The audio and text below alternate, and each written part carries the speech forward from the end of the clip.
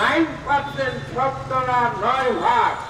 এটা কিন্তু আমাদের কথা না, এটা কিন্তু মালিক শ্রমিক সরকার সবাই সম্মিলিত সিদ্ধান্ত।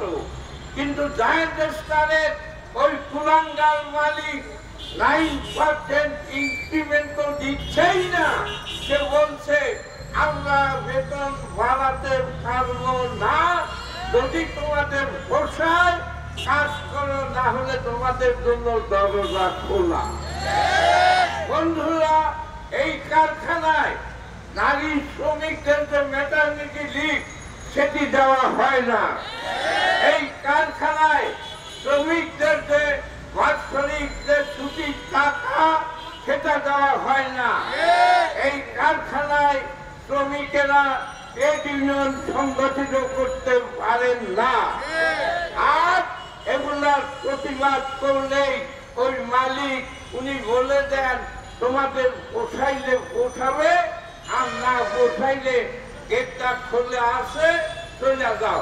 জায়েন্ট স্টার ফ্যাশন লিমিটেডের মালিক তিনি বাংলাদেশের কোনো আইন মানেন না এবং তিনি পরিষ্কারভাবে বলে দিয়েছেন তারা নাকি এই নতুন যে ইনক্রিমেন্ট ঘোষণা হয়েছে, মাননীয় শ্রম উপদেষ্টা যে ঘোষণাগুলো করেছেন তিনি কোনোটাই নাকি মানবেন না। এমনকি বলেছে যে এই বিষয়ে যদি কেউ কথা বলে তাকে এলাকায় থাকতে দেবে না। শুধু তাই নয়, ওই এলাকার যে এএসপি একজন মিরাজ সাহেব নাম, তিনি নিজেও এই শ্রমিকদেরকে হুমকি ধামকি দিচ্ছেন।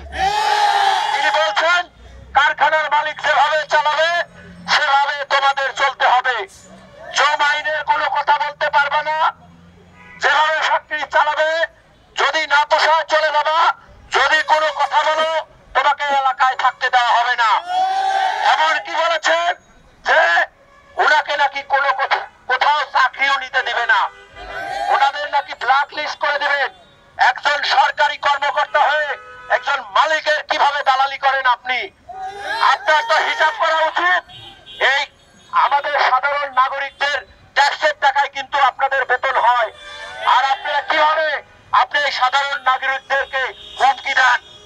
আজকে আমরা গণ অভ্যুত্থানের পরে পুলিশের পরিবর্তন দেখেছি, কিন্তু আমরা শিল্প পুলিশের কোনো পরিবর্তন দেখি নাই। কারণ সেইখানে পরিবর্তন না হওয়ার কারণে আজকে তারা মালিকের দালালি করছে, শ্রমিকদেরকে যৌক্তিক দাবি থেকে বিরত রাখার জন্য তারা বিভিন্ন ধরনের হয়রানি এবং অপচেষ্টা করছে।